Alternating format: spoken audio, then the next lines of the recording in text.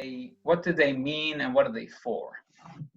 So that's going to be the focus of this class, which I would like to which we'll do together. And of course, I mean, for now, I've put everybody on mute just to be able to talk, and so that other people aren't disturbed. But we will get to if you have any questions, you can unmute yourself and ask or whatever. So here's the idea. Bear with me a moment. I'm going to go get the pieces.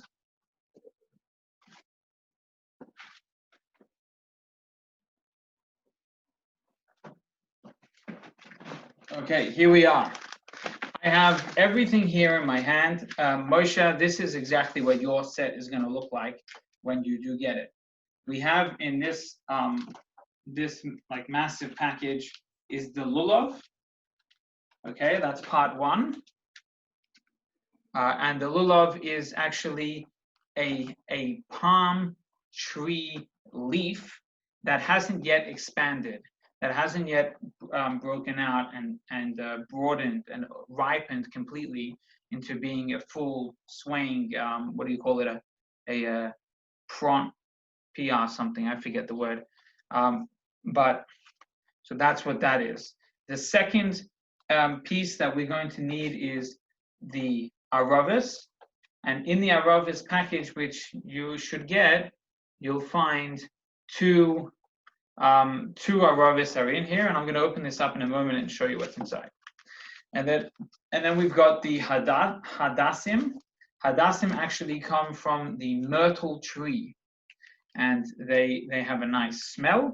And of course, the final piece is in here. It's the Esrog. I'm going to open it up for you guys all to get a look at. And I hope that everybody has already got theirs. And this is actually a very pretty one. It's nice and yellow. I think that looks nice to me. Very, very pretty. And I hope that everybody has one that means something to them as well. You see, the Torah says, specifically with regard to this mitzvah, that we should make it extra beautiful. So in contrast to any other mitzvah, which it's nice to make it beautiful, here there is an instruction: add to this, make it better, increase in its beauty, in its inherent beauty as much as you can. That said, now we'd also like to see through how each of these species fit with other things in the Jewish lifestyle. So let's talk about that for a moment.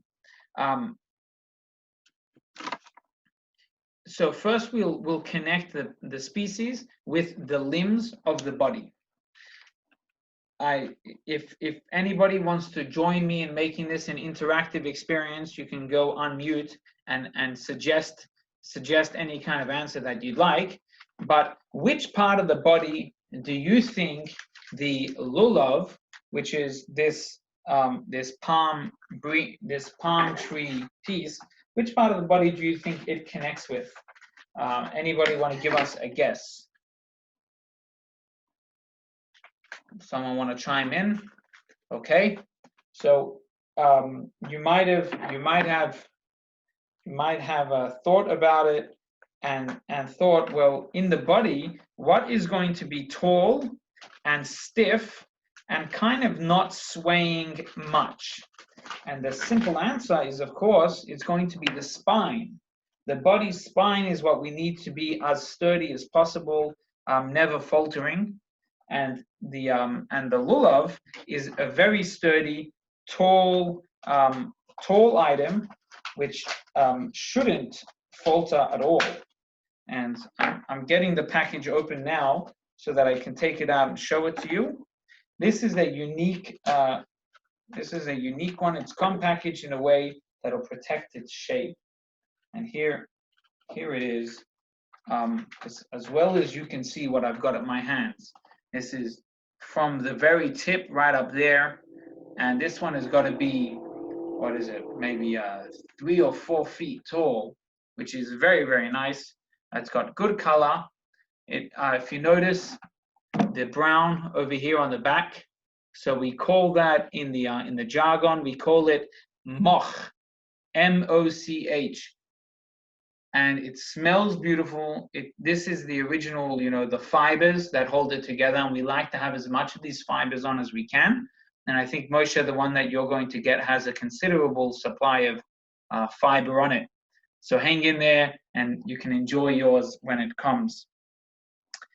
So that's part one, and this would be the spine. Now, if we could talk about the spine of a Jew, what does the spine do in a person? It holds a person strong. It keeps a person with the ability to stand and to hold themselves erect as best as they want, as best as they need. What does the spine do for the spiritual presence of the Jew? The spine represents the ability of the Jew to hold himself strong in his ways, in his service of God, in his dedication. Nothing can bend the spine. Nothing can bend the Jew's determination to fulfill what he's got, what he needs to do. Everything is telling the Jew, you can do it, you're able to, you have it in you. So that's a possible understanding that you can learn from this in its correlation to a body part. What we're going to do now, I will take out for you the Esrog. Let's take a look at the Esrog. And what do you think the Esrog tells you in the body of the Jew? The Esrog is going to be your heart, just like your heart is held here. So your Esrog, we also bring the Esrog back to our heart every mitzvah. Beautiful. Really, really beautiful, this one. Maybe I should switch it out. Okay. And what does the heart of the Jew do? That's what we use to express our love of Hashem. We contain our love of our fellow Jew. It all stems in the heart. Not only that, the heart is what keeps us pumping and keeps us energized so that we can continue to perform. So that's the heart. It allows us to love Hashem, love our fellow, and focus on the best and the happiest. And with that, we move on straight to the Hadassim. And these are very popular because they smell good as well. And let's open it up and take them out. We've got when you do get to prepare your set, make sure you take with you you get yourself a pair of scissors or a knife so that you can open the packages easy without any stress. If anybody wants to chime in, offer a suggestion or a question or an answer, just unmute yourself. We're all a family here on the chat, on the group together, so everybody's welcome to join. Right here, I have 3 Hadassim. Okay, these are 3 myrtle branches, and I'm going to put them down. I'm going to show you one of these leaves has already fallen off, and get a look at this leaf. What does that leaf, which body part does this leaf associate with? The leaf is just like your eyes. The leaf of the Hadass is just like your eyes.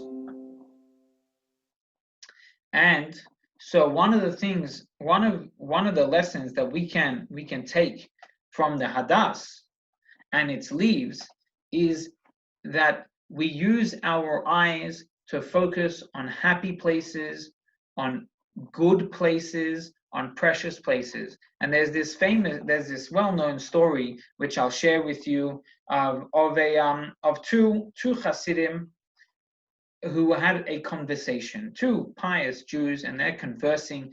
One says, why is it that we need 2 eyes, 2 nostrils, 2 hands, and why do we only have 1 mouth? And the other responds to him and he said, you have 2 eyes.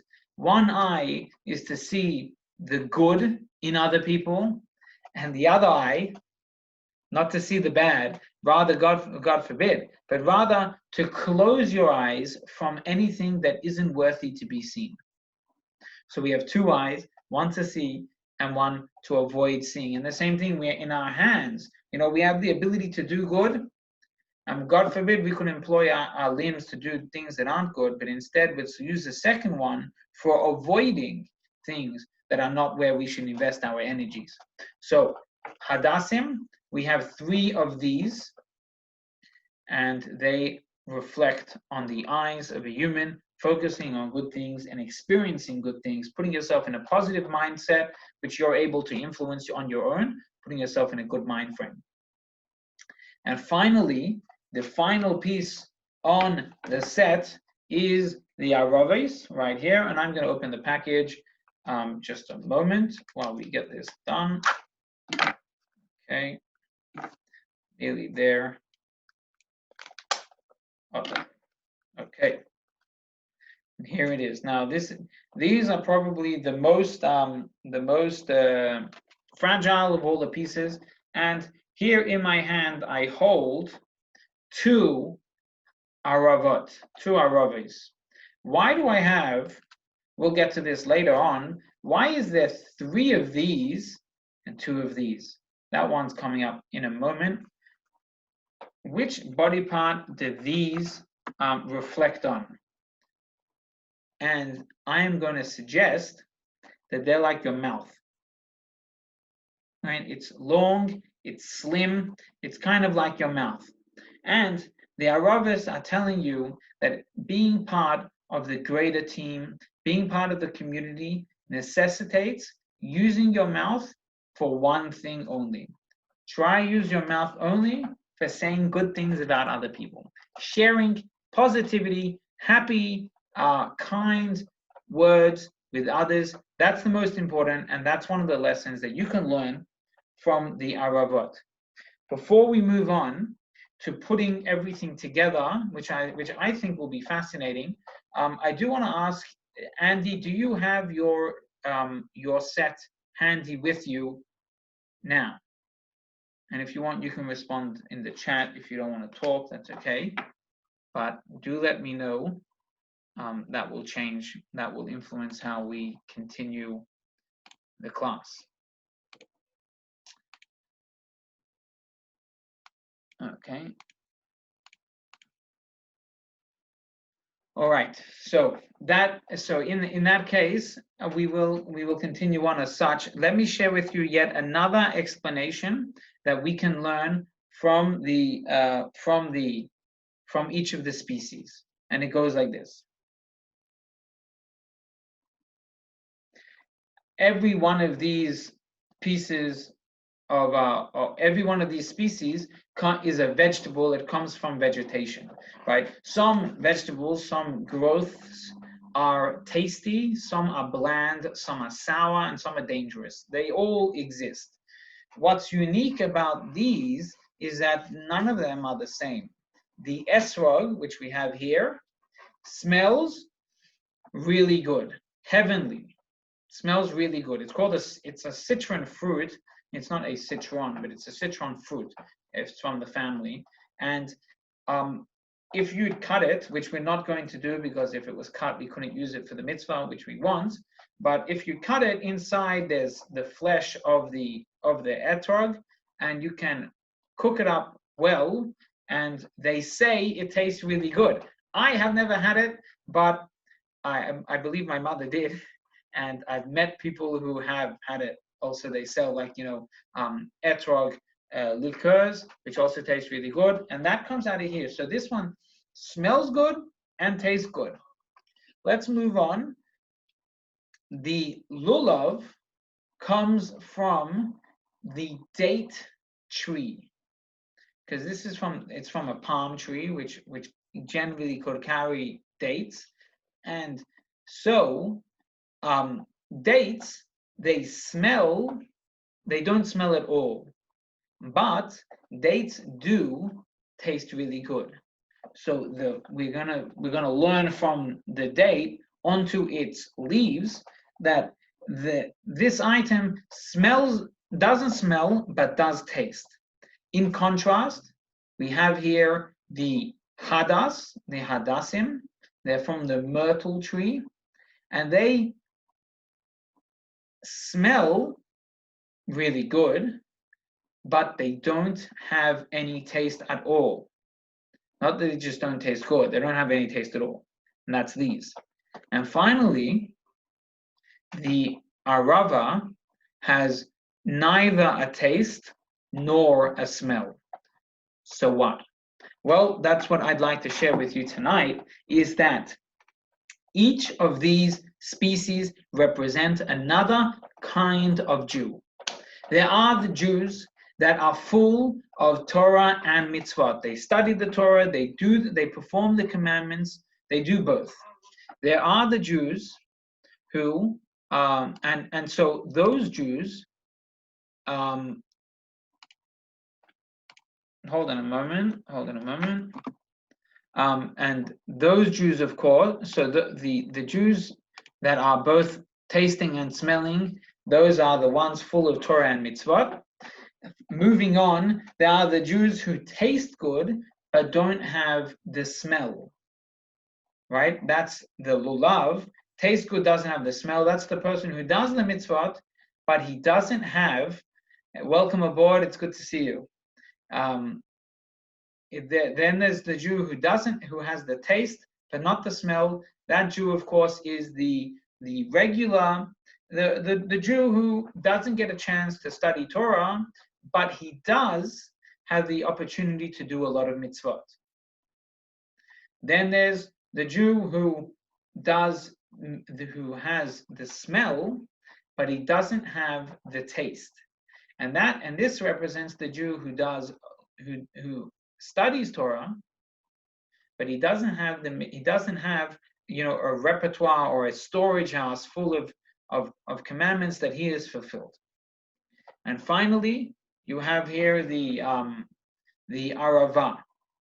The arava has neither taste nor smell, and that tells us about the Jew who has doesn't have either mitzvot or Torah study packed up in him. Now, what's all this about? We're definitely not trying to push anybody away by talking about what some have and what some don't have. Rather, our effort is actually to include as many Jews as we possibly can into the things that we do. And so here it goes. When we take our four species, the Lulav, the Hadas, the Arava, and the Esrog, and we put them all together, we're actually uniting all of the Jewish people. And it's interesting that the Kabbalah, the mystical side of Judaism and Jewish information, tells us that it's better to do the mitzvah of shaking the Lulav and Esrog in a sukkah. Why so?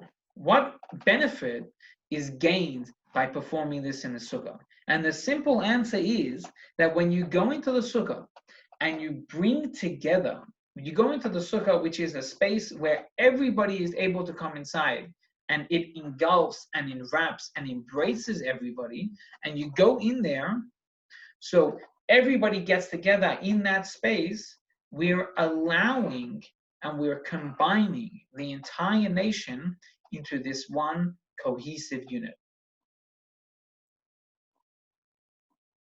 And then when we shake it, part of the process of shaking is that we take all the species together, which I'll show you soon how to wrap them up. But in the meanwhile, just for the image, we take the species all together and we bring it to our heart.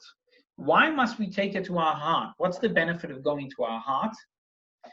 Because we want to bring everyone, all the different Jewish people, and we want to bring them close into us to allow everybody to be a part and a single cohesive unit coming into our heart and celebrating Jewish unity and Jewish pride all together. Okay, that's all of that was the back end of the mitzvah. Now, let's talk about how do you wrap up the Lulav and Esrog. So bear with me, I'm going to go get my rings just a moment.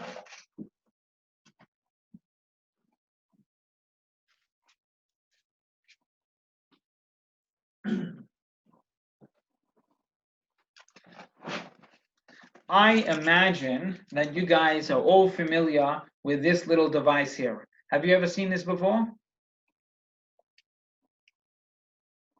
Moshe, you're making me faces. Never seen it, huh? I can't hear you. I can't tell them what that is. Okay, all right. So then let me hold it closer. This is actually a holder for the Lulav and Esrog. Okay. For the Lulav and the kinds, and I'm going to show you how it works. I'm showing this to you because this is what most people do. Now, this was probably made in Israel and imported here. And Moshe, you've got one coming with you in your package, as does Menashe in his package. I don't know what Andy has with her. Now, this is what you'll do. What you want to do is you want to open it up, generally from the top, and you'll shove. Here you go. I've got it through. You put it through, and you set it up somewhere where you're comfortable, right? You get it over there, and then you've got your Lulav with the holder on either side. Moshe, have you ever seen this before? Yes. Yes, you definitely have. Okay, that's what I thought. Okay, and then what you're going to do is you can take your hadassim, right, and you'll put them on one end, generally on the right side. This is my right side. It's your left in the camera, but it's my right. You'll put them in there, and then you'll take the aravot and you'll put them in there. You see, into the second one, and that is how most Jews do this. Now, then once you've done that, you can take your etrog in hand, combine the two together, right, and you've got the whole mitzvah. Now recall that doing this now is not a mitzvah at all because Sukkot, of course, has not begun. So that's the easiest and most well practiced method. Are you ready? Are you guys ready for a more complex method, which is actually my personal custom and the custom of many of my colleagues? Who's ready to see something different? Moshe, Okay. Yes. Okay, so let's take this off. We'll put that on the side, and what we're going to do is, well, actually, this is actually quite brave of us. We're going to peel off. Watch me peel this off. Peel off a leaf, right there. Just pull it off. It comes off with a bit of pressure. There's 2 pieces in here, so we need 3 of those to come off in order to do this job. So you'll take 1 and a third, take them off. And remember, if you forget the system, you can always call me up and we can do it together on the phone. But here's the idea. Take this and you split it. Watch close. You see how it splits there? Because it's really just the leaf. So the leaf splits. Now you've got 2 pieces. And then we're going to fold this into a ring. Now, I mean, like, go figure, I've done this hundreds of times, and then I'm getting you guys to follow along with me on the computer screen when you can't even practice yourself. But the simple idea is you fold it once, fold it over, and fold it over again. And that kind of makes a pocket that you can see over there. I've made a pocket. You know? Fold it, fold it, fold it, and loop around the long end. Moshe, are you getting confused yet? No. Okay, good. I didn't overestimate my crowd. Okay, pop it through, slide it through the top side, and oh, that actually didn't work. How come that didn't work? Let's try it again. Slide it through the top side. It's coming. In she goes. Okay, and then pull it till it's tight. Pull it till it's tight. Menashe, you're watching this too, huh? It's complicated stuff, but we'll do it again. I'll send you guys a video of how to do it close up so you can follow along. Okay, that's awesome. So I've got a little like pocket over there. I'm going to bring it to another circle. Okay, another circle, and now it's like a ring. Do you see how that's a ring? You with me on this one? Yeah. Okay, awesome. Now we're going to do it. I'm going to do it 5 times in total because we need 5 of these rings. Okay, why do we want 5 of these rings? The simple answer is that's the custom. The complicated answer is, of course, there's always a more complicated and better answer than the first. So the complicated answer is that each of the rings represent a level of the soul. Now, I know this is intense Kabbalah stuff, maybe new, might be a new conversation perhaps, but I don't think any of you guys will have a hard time getting it. There are 5 levels in the soul, 3 of which are lower and 2 of which are higher. So I've made 2. I'm going to make another 3.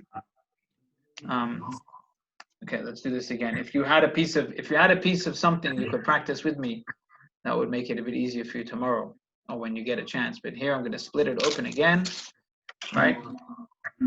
Bend it, bend it, bend it a 3rd time and a 4th time. Come around the loop and close it. And now make the ring. So that's piece number 4. That's number 3 I've made. We're getting there. Once I've got the 4th and 5th, we'll stop here. We'll stop there. You put them through. Okay. Okay. And here we are. That's the 4th and the 5th. They come in. We can find another one. Okay. You're watching me. Okay. Split that up. So each of the rings represent a piece of the soul. 2 of them are actually 2 levels of soul actually reside above the body. They don't sit inside the body. And that's why soon you'll see that 2 of the rings are actually going to go not inside, not together with everything else, but rather above everything else. You'll see that in a moment. Those are the 2 levels of the soul that are beyond the body. They don't integrate with the body like the others. 3 levels of the soul do integrate with the body, and those ones you will see in action in a moment. Okay, so I've got 5 of these. I made them on the screen with you. They're fresh and organic, and they're crunchy. Okay, now here's the lulav. Watch this. I'm going to put the lulav on the table. I'm going to take my 2 araves and I'm going to put them on either side. Okay, it is a game of getting it all together, but you can figure this out. Okay, now what we're going to do is focus here. This is the spine. I'm going to try not to cover any part of the spine in this process. Okay, now I'm going to take a hadas, put it on one side, hadas, put it on another side. I'm trying to cover the aravot with my hadas, and now I've got them all together. Do you see how I've done that? Pretty simple. Okay, now I'm going to grasp it up here, not too tight. We don't want to pressure anything too hard. I'm going to slip the ring through. You ready for this? This is awesome. This feels so good to be doing all over again. I love this. Okay, and what I'm going to do is I'm just going to tighten it. Can you see that I'm tightening it? I don't know if you can see that, but it kind of tightens quite naturally. And then we'll loop it around 1 or 2 more times, just for your convenience, and also like that it's a bit tighter. And then what you can do with the extra bit is you can snip it off, or you can tuck it in. I don't know how well you can see what I'm doing here. You can tuck it in to the top, and then it kind of like performs a bit of a locking action there. Okay, so that's number 1. So we did 1, Now we'll do a second and a third, and we'll get them all together. Some people, the perfectionists, like to have symmetries, so you do them all. So you do them all kind of facing the same direction, and wrap it around. Wrap it around. It goes through. I'm looking at myself, not the camera, of course. It goes through. Let's move this here so I can see it a bit better. Okay, how's that?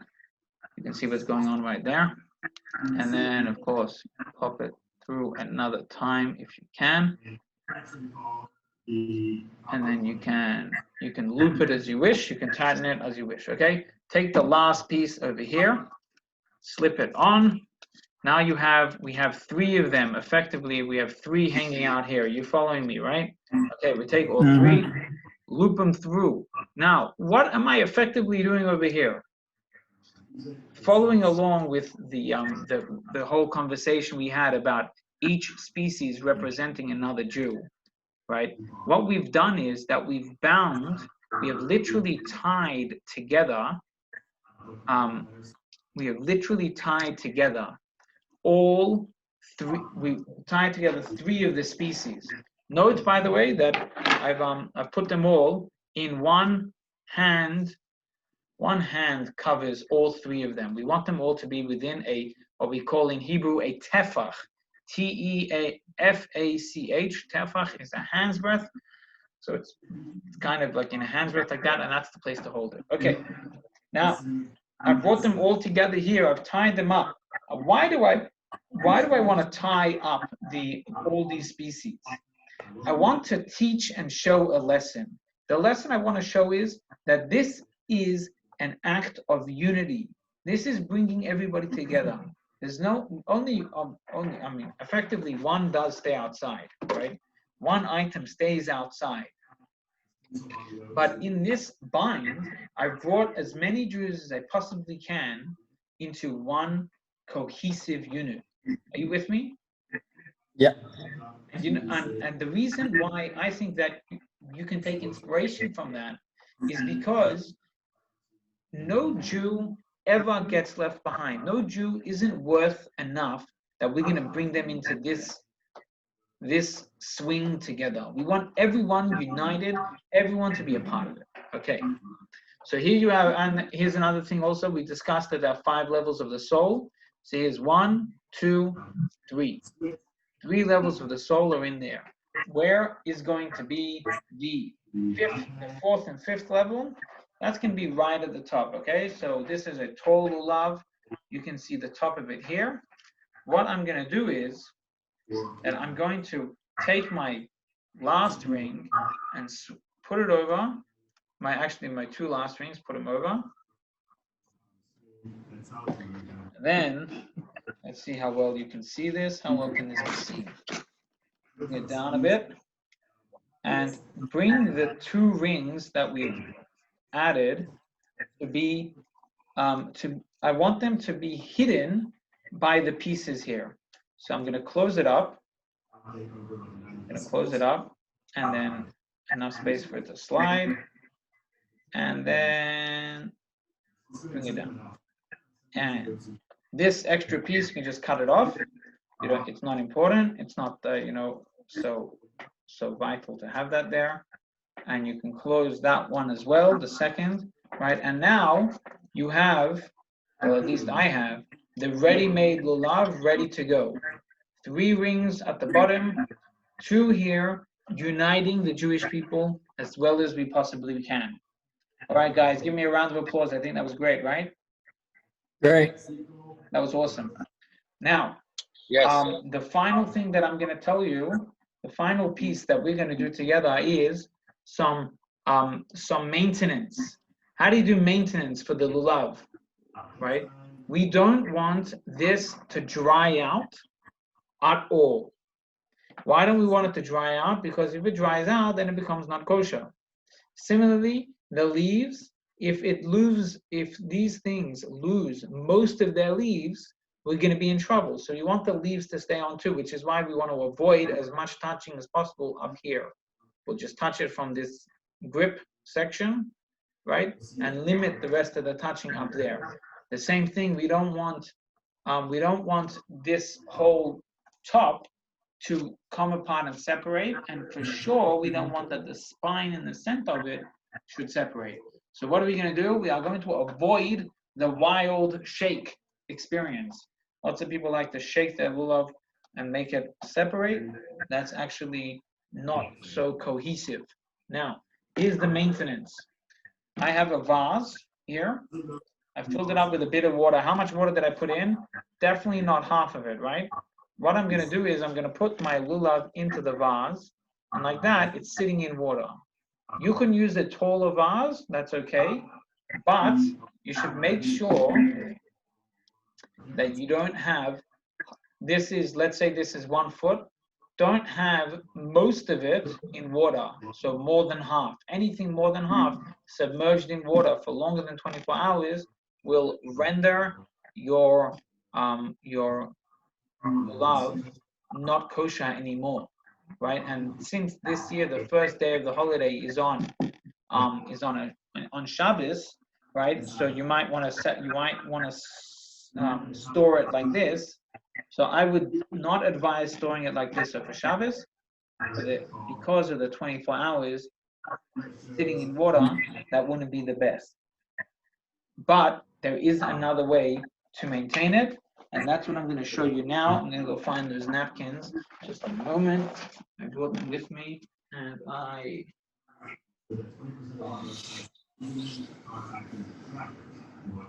Websites and exactly what those trackers are. So in this case, it was just YouTube, and Markovits was just advertising, and Google Citations is also advertising for AdSense. So really nothing to worry about, but this is great for privacy. If you have been on sketchy websites, you want to see. Okay, so here I am. I'm back. You can take regular paper towels. I have like a whole roll of paper towels. You can take a regular paper towel, take off a bit of it, make it damp with regular water, then wrap the lulav in it. And like that, you're keeping it, wrap the lulav in it. I didn't make it all damp, but wrap the lulav in it like that. And then, you can use any kind of, other towel also to wrap it up. And like that, you are maintaining the moisture in the lulav, which is really, really important. Okay, all of that said, do you see how I did it? Wrap it up in the paper towel, and like that. Okay, that's one last thing. That's one thing, and now, regarding fulfilling the mitzvah, so I printed for both, for the guys who got through me, I printed you this blessing sheet, which you will get, and it has here the first bracha, which is to take the lulav, and then the second bracha, which you'll only say once. This year on the second day of the festival, you'll say this second bracha here on the Sunday. And it has instructions on how to do the mitzvah.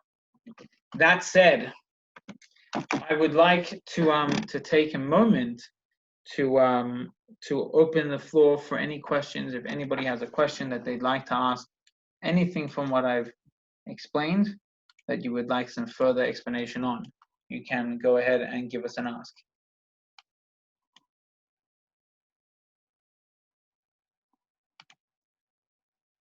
Anyone, any questions?